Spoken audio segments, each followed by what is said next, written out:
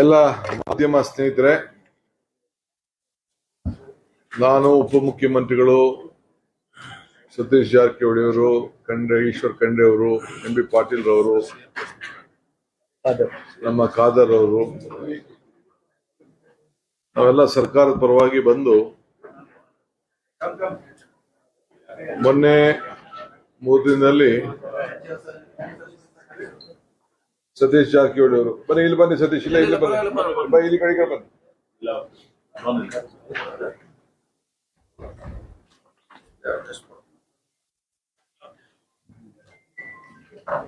ಸತೀಶ್ ಜಾರಕಿಹೊಳಿ ಅವರು ಇವತ್ತು ಸಭೆಯನ್ನ ನಡೆಸಿದ್ದೇವೆ. ಎಲ್ಲ ಶಾಸಕರನ್ನ, ಈ ಪುತ್ತೂರು ಕರ್ನಾಟಕದ ಎಲ್ಲ ಶಾಸಕರನ್ನ, ಜನಪ್ರತಿನಿಧಿಗಳನ್ನ, ಸಂಸತ್ ಸದಸ್ಯರನ್ನ ಕೂಡ ಆಹ್ವಾನಿಸಿದ್ದು. ಎಲ್ಲ ಪಾರ್ಟಿಯವರು ಕೂಡ ಎಲ್ಲ ಬಹಳ ಗೌರವದಿಂದ ಬಂದಿದ್ದು. ಮೊನ್ನೆ ನಾನು ಗುಲ್ಬರ್ಗಾದಲ್ಲಿ ಆ ಗುಲ್ಬರ್ಗಾ ವಿಭಾಗದ, ಕಲಬುರಗಿ ವಿಭಾಗದ ಸಭೆಯನ್ನು ನಡೆಸಿದೆ. ಬಸವಣ್ಣನ ನಾಡು, ಅವರ ಅನುಭವ ಮಂಟಪದಿಂದ ಅಲ್ಲಿ ಪರಿಶೀಲನೆ ಮಾಡಿ, ಅಲ್ಲೋಗಿ ಒಂದು ಸಭೆ ಮಾಡಿ, ಅಲ್ಲಿರುವಂತ ಎಲ್ಲ ಶರಣರ ಭೇಟಿ ಮಾಡಿ ಅವರ ಮಾರ್ಗದರ್ಶನ ಕೂಡ ಪಡೆದು ಆ ಬಸವ ಕಲ್ಯಾಣದಲ್ಲಿರುವಂತ ಎಲ್ಲ ವರ್ಗದ ಜನ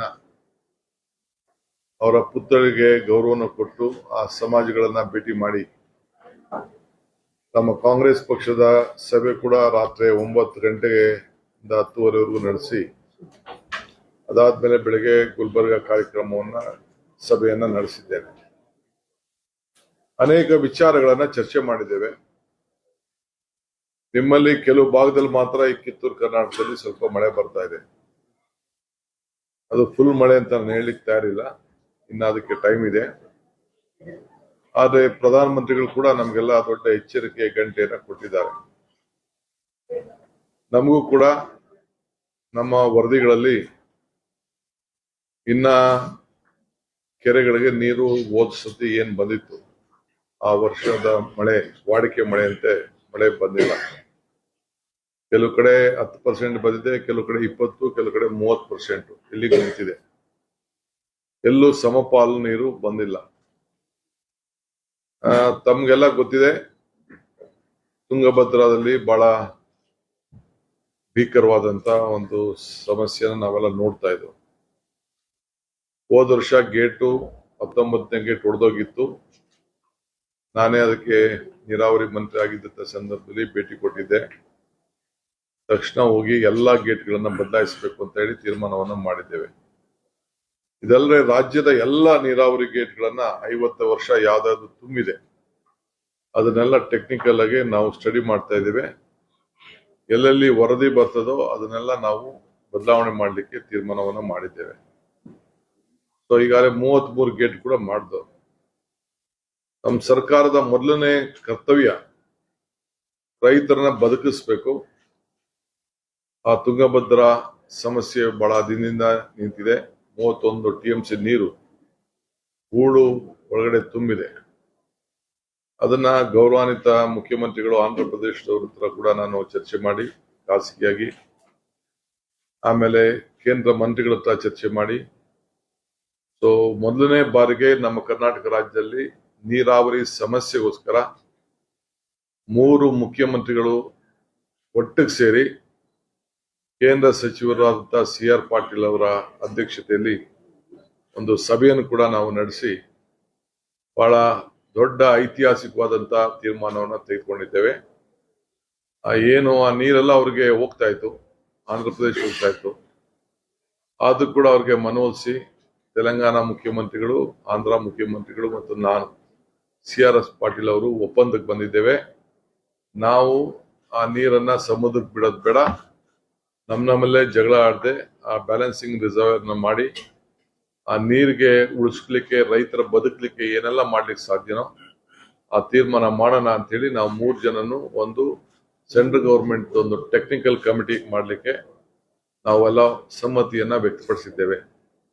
ಸೊ ಅವರು 100 ದಿನದಲ್ಲೇ 3 ತಿಂಗಳ ಒಳಗಡೆ ಅವರ ಟೀಮ್ 3 ಜನ ಆಫೀಸರ್ಸು ನಮ್ಮಿಂದ ಒಬ್ರು, ತೆಲಂಗಾಣದಿಂದ ಒಬ್ರು, ಆಂಧ್ರ ಪ್ರದೇಶದಿಂದ 3 ಜನ ಸೇರಿ ಆ ಸೆಂಟ್ರಲ್ ಗವರ್ಮೆಂಟ್ ಆಫೀಸರ್ ಸೇರಿ ಒಂದು ಸಮಿತಿಯನ್ನ ಮಾಡಿ, ಟೆಕ್ನಿಕಲ್ ಕಮಿಟಿ ಮಾಡಿ ಅವ್ರು ರಿಪೋರ್ಟ್ ಕೊಡ್ತಾರೆ.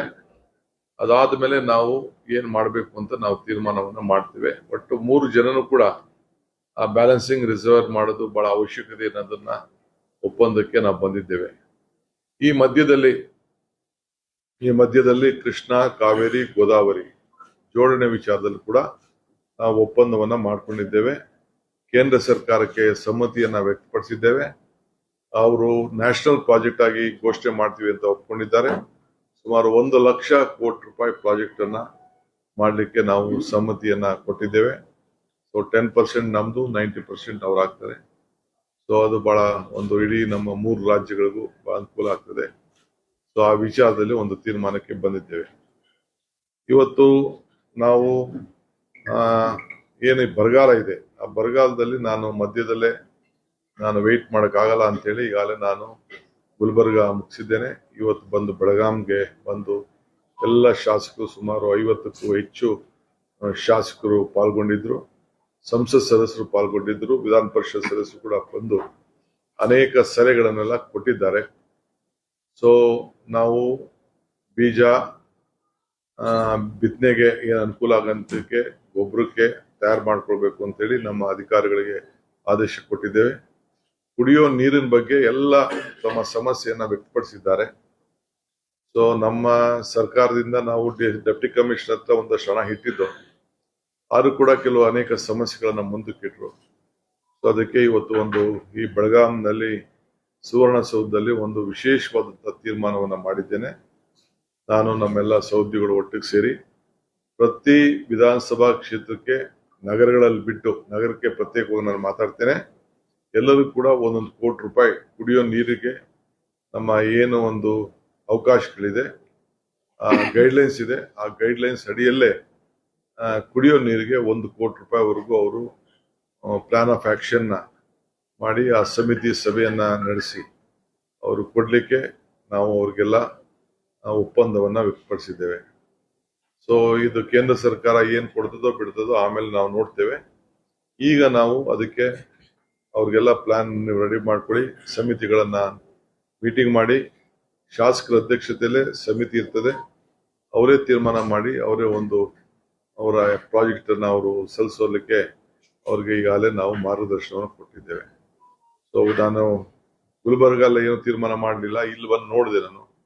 ಇನ್ನ ಮೈಸೂರು ಡಿವಿಷನ್ ಮತ್ತು ಬೆಂಗಳೂರು ಡಿವಿಷನ್ ಇದೆ. ಆದ್ರೆ ಎಲ್ಲಾ ಕಡೆ ನನ್ನ ರಿಪೋರ್ಟ್ಸ್ ಈಗಾಗಲೇ ಬಂದಿದೆ, ಎಲ್ಲೂ ಕೂಡ ನೀರು ಬಹಳ ಕೊರತೆ ಆಗ್ತಾ ಇದೆ. ಸೊ ಕುಡಿಯೋ ನೀರಿಗೆ ತೊಂದರೆ ಆಗಬಾರ್ದು ಅನ್ನೋ ದೃಷ್ಟಿಯಿಂದ ಈ ತೀರ್ಮಾನವನ್ನ ತೆಗೆದುಕೊಂಡಿದ್ದೇವೆ. ಮುಂದೊಂದು ದಿನದಲ್ಲಿ ನೀರಾವರಿಗೆ ನೀರು ಬರ್ತದೋ ಇಲ್ಲೋ ನಾವು ಕಾದು ನೋಡ್ಬೇಕಾಗಿದೆ.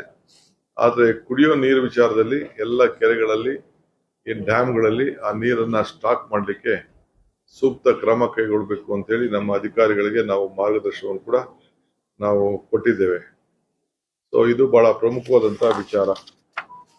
ಇನ್ನ ಎಲ್ಲ ನಮ್ಮ ಜಿಲ್ಲಾಧಿಕಾರಿಗಳಿಗೆ ಅವ್ರಿಗೆ ಏನೇನ್ ಬೇಕೋ ಅವರ ಸಮಸ್ಯೆಗಳು ಕೂಡ ಆಲಿಸಿದ್ದೇನೆ. ಅವರು ಕೂಡ ಕೆಲವು ನಾವು ಮುಂದುವರಿಸಿ, ನೀವು ಶಾಸಕರ ಜೊತೆ ಮೀಟಿಂಗ್ ಮಾಡಿ ನಿಮ್ದು ಏನಾದ್ರು ನೀತಿ ಬದಲಾವಣೆ ಆಗ್ಬೇಕು ಅನ್ನೋದು ಕೂಡ ಬರ ಪರಿಹಾರದ ವಿಚಾರದಲ್ಲಿ ತಾವು ಹೇಳಿ ಅಂತ ಅವ್ರಿಗೂ ಕೂಡ ಅವಕಾಶ ಕೊಟ್ಟು ಕೆಲವು ಅವರು ಕೂಡ ಸಲಹೆ ಕೊಟ್ಟಿದ್ದಾರೆ. ಅದಕ್ಕೆಲ್ಲ ಪರಿಹಾರ ಕಂಡಿರುವಂತಹ ವ್ಯವಸ್ಥೆಯನ್ನ ಅವ್ರು ಮಾಡ್ಕೊಳ್ಳಿ, ಸಮಸ್ಯೆಯನ್ನ ಬಗೆಹರಿಸಿ ಅಂತೇಳಿ ಅವರು ಕೂಡ ಮಾರ್ಗದರ್ಶನ ಕೊಟ್ಟಿದ್ದೇವೆ. ಸೊ ಈ ಫರ್ಟಿಲೈಸರ್ಸ್ ವಿಚಾರದಲ್ಲಿ ನಾನು ಬೆಂಗಳೂರಿನಲ್ಲಿ ಮತ್ತೆ ಒಂದು ಮೀಟಿಂಗ್ ನಾನು ಮಾಡ್ತೀನಿ. ಯಾಕೆಂದ್ರೆ ಕೇಂದ್ರ ಸರ್ಕಾರ ಬರೀ 50% ಮಾತ್ರ ನಮ್ಗೆ ಈಗಾಗಲೇ ಫರ್ಟಿಲೈಸರ್ಸ್ ನ ಕೊಟ್ಟಿದೆ. ಸಂಬಂಧಪಟ್ಟ ಮಂತ್ರಿಗಳ ಹತ್ರ ಮಾತಾಡ್ತೀನಿ, ನಮ್ಮ ಅಧಿಕಾರಿಗಳನ್ನ ಕಳಿಸಿ ಅದಕ್ಕೆ ಫರ್ಟಿಲೈಸರ್ಸ್ ಹೀಗೆ ಅದು ಉಪಯೋಗಕ್ಕೆ ಬರ್ತದೋ ಬೇಡ ಇಲ್ವೋ ನಾವು ಒಟ್ಟೊಳಗೆ ಸ್ಟಾಕ್ ಮಾಡ್ಕೊಳ್ಳೋದು ಬಹಳ ಸೂಕ್ತ ಅನ್ನೋದು ತೀರ್ಮಾನಕ್ಕೆ ಬಂದಿದ್ದೇವೆ. ಬಿತ್ತನೆ ಬೀಜ ವಿಚಾರದಲ್ಲಿ ನಾನು ಈಗಾಗಲೇ ನಿಮ್ಗೆ ಹೇಳಿದ್ದೇವೆ. ಆಮೇಲೆ ಫಾರೆಸ್ಟ್ ಡಿಪಾರ್ಟ್ಮೆಂಟ್ ಅವರು ಈ ನೀರಾವರಿ ಯೋಜನೆಗಳಿಗೆ ಮತ್ತು ನಮ್ಮ ಕುಡಿಯೋ ನೀರು ವಿಚಾರಕ್ಕೆ ಬಹಳ ಅಬ್ಸ್ಟ್ರಕ್ಷನ್ ಮಾಡ್ತಾ ಇದ್ರು ಅಂತ ಹೇಳಿ ಅನೇಕರು ಸಲಹೆಗಳು ಕೊಟ್ಟಿದ್ದಾರೆ. ಸುಮಾರು 60ಕ್ಕೂ ಹೆಚ್ಚು ಜಾಗಗಳಲ್ಲಿ ಆ ಪೈಪ್ ಲೈನ್ ಎಳಿಲಿಕ್ಕೆ ತೊಂದರೆ ಮಾಡ್ತಾ ಇದ್ರೆ ಕುಡಿಯೋ ನೀರಿಗೆ ಅಂತ ಹೇಳಿ. ಸೊ ಅದಕ್ಕೆ ನಾನು ಅವ್ರಿಗೆ ನಿರ್ದಿಷ್ಟವಾದಂತ ಮಾರ್ಗದರ್ಶನವನ್ನು ಕೊಟ್ಟಿದ್ದೇನೆ. ಯಾವ ಕಾರಣಕ್ಕೂ ಕುಡಿಯೋ ನೀರಿನ ಪೈಪ್ ಲೈನ್ ಅಲ್ಲಿ ಅಂಡರ್ ಗ್ರೌಂಡ್ ಅಲ್ಲಿ ಹಾಕೊಂಡು ಹೋಗ್ಲಿಕ್ಕೆ ಯಾವ ತರದ ತೊಂದರೆ ಕೂಡ ಕೊಡಬಾರದು. ಇದು ಪ್ರಯಾರಿಟಿ, ಇದು ಮಾನವೀಯತೆ ಪ್ರಶ್ನೆ ಅನ್ನೋದನ್ನ ಮಾರ್ಗದರ್ಶನವನ್ನ ಕೊಟ್ಟಿದ್ದೇನೆ. ಇದಲ್ಲದೆ ಯಾರು ಕೂಡ ಜಮೀನಲ್ಲಿ ಕೆಲವರಿಗೆ ಫಾರೆಸ್ಟ್ ರೈಟ್ ಆಕ್ಟ್ ನಮ್ಮ ಸರ್ಕಾರ, ಕೇಂದ್ರ ಸರ್ಕಾರ ತಂತು. ಇನ್ನ ಕೆಲವು ಕಡೆ ನಮ್ಮ ಸೋಷಿಯಲ್ ವೆಲ್ಫೇರ್ ಇಂದ ತೀರ್ಮಾನ ಆಗಿಲ್ಲ. ST ಅವ್ರಿಗೆ 75 ವರ್ಷ, ಜನರಲ್ ಇದು ST ಅವ್ರಿಗೆ 25 ವರ್ಷ, ಜನರಲ್ ಬೇರೆಯವ್ರಿಗೆ 75 ವರ್ಷ ಅಂತಿತ್ತು. ಅದಕ್ಕೊಂದು ಸಮಿತಿ ಇದೆ. ಇನ್ನ ಕೆಲವು ನಮ್ಮ ಫಾರೆಸ್ಟ್ ಅವರು ತಕರಾರುಗಳು ಆಗ್ತಾ ಇದ್ದಾರೆ. ಯಾರನ್ನು ಕೂಡ ಒಕ್ಕಲು ಎಬ್ಬರಿಸಬಾರ್ದು. ಕಾನೂನು ಚೌಕಟ್ಟಿನಲ್ಲಿ ಏನಿದೆ ಅದರ ಕಾನೂನು ಪ್ರಕಾರ ಅವ್ರಿಗೆ ಏನ್ ಹಕ್ಕು ಸಿಕ್ಕೊಡ್ಬೇಕು ಆ ಹಕ್ಕನ್ನ ಕೊಡ್ಬೇಕಾಗ್ತದೆ. ಯಾರು ಕೂಡ ರೈತರನ್ನ ಫಾರೆಸ್ಟ್ ಅಲ್ಲಿ ಯಾರು ಟ್ರೈಬಲ್ಸ್ ಇರ್ಬೋದು, ಜನರು ಇರ್ಬೋದು, ಯಾರು ಮೂಲಭೂತವಾಗಿ ನೂರಾರು ವರ್ಷದಿಂದ ವ್ಯವಸಾಯ ಮಾಡ್ಕೊಂಡು ಬರ್ತಾ ಇದ್ದಾರೆ, ತಲಂತರವಾಗಿ ಅವ್ರನ್ನ ರಕ್ಷಣೆ ಮಾಡಬೇಕು. ಇದು ನಮ್ಮ ಸರ್ಕಾರದ ನೀತಿ ಅನ್ನೋದನ್ನ ನಾನು ನಮ್ಮೆಲ್ಲ ಅಧಿಕಾರಿಗಳಿಗೆ ಮಾರ್ಗದರ್ಶನವನ್ನ ಕೊಟ್ಟಿದ್ದೇನೆ. ಇದಲ್ಲದೆ ತಮ್ಗೆಲ್ಲ ಗೊತ್ತಿದೆ, ರಾಮ ಮಂದಿರದಲ್ಲಿ ಯಾವ ರೀತಿ ದೊಡ್ಡ ನಮ್ಗೆಲ್ಲ ಅಗೌರವ ಬಂದಿದೆ. ನೀವೆಲ್ಲ ಬಹಳ ಭಕ್ತಿಯಿಂದ ಇಟ್ಟಿಗೆ ಕೊಟ್ಟಿದ್ದೀರಿ, ಹಣ ಕೊಟ್ಟಿದ್ದೀರಿ, ಚಿನ್ನ ಕೊಟ್ಟಿದ್ದೀರಿ, ಬೆಳ್ಳಿ ಕೊಟ್ಟಿದ್ದೀರಿ, ದುಡ್ಡು ಹಾಕಿದ್ದೀರಿ, ಎಲ್ಲ ಹೋಗಿ ಹಾಕಿದ್ದೀರಿ. ಇದೊಂದು ದೊಡ್ಡ ಕಳ್ತನದ ಒಂದು ದೊಡ್ಡಾಗಿ ನಮ್ಗೆಲ್ಲ ಮಾನಸಿಕವಾಗಿ ದೊಡ್ಡ ಅವಮಾನ ಆಗಿದೆ. ಧರ್ಮದ ಹೆಸರಿನಲ್ಲಿ ನಾವು ಎಲ್ಲ ಈ ರೀತಿ ಮಾಡಿ ಈ ರೀತಿ ತೊಂದರೆ ಆಗಿರೋದು ತಮ್ಗೆಲ್ಲ ಗೊತ್ತಿದೆ. ಮುನ್ನೆಚ್ಚರಿಕೆಯಾಗಿ ಇಡೀ ರಾಜ್ಯದ ಎಲ್ಲ ನಮ್ಮ ಮುಜರಾಯಿ ದೇವಸ್ಥಾನಗಳಲ್ಲಿ ಕಡ್ಡಾಯವಾಗಿ ಆ ದೇವಸ್ಥಾನ ಒಳಗಡೆ ಗೋಲ್ಕದ ಎದುರುಗಡೆ CCTVಯನ್ನ ಅಳವಡಿಸಬೇಕು. ಮತ್ತು ಆ CCTV ಕಲೆಕ್ಷನ್ ಓಪನ್ ಮಾಡೋಂಥ ಜಾಗ, ಹಣ ತೆಗೆಯುವಂತ ಜಾಗ, ಹಣ ಎಣಿಸುವಂತ ಜಾಗ ಎಲ್ಲ ಕೂಡ ಪೊಲೀಸು SP ಕಚೇರಿಗೆ ಅಲ್ಲಿ ಆ ಸಂಬಂಧಪಟ್ಟಂತ ತಾಲೂಕುಗಳಿಗೆ ಒಂದು ಲೈನ್ ಅನ್ನ ನಮ್ಮಲ್ಲಿ ಯಾವ ರೀತಿ ಕಂಟ್ರೋಲ್ ರೂಮ್ ಇಟ್ಕೊಂಡಿರ್ತೀವಿ ತಾವೆಲ್ಲ ಗಮನಿಸಿದಿರಿ. ಟ್ರಾಫಿಕ್ ವಿಚಾರದಲ್ಲಿ ಒಂದು ಕಂಟ್ರೋಲ್ ರೂಮ್ ಡ್ಯಾಶ್ ಬೋರ್ಡ್ ಹಾಕಿರ್ತೀವಲ್ಲ,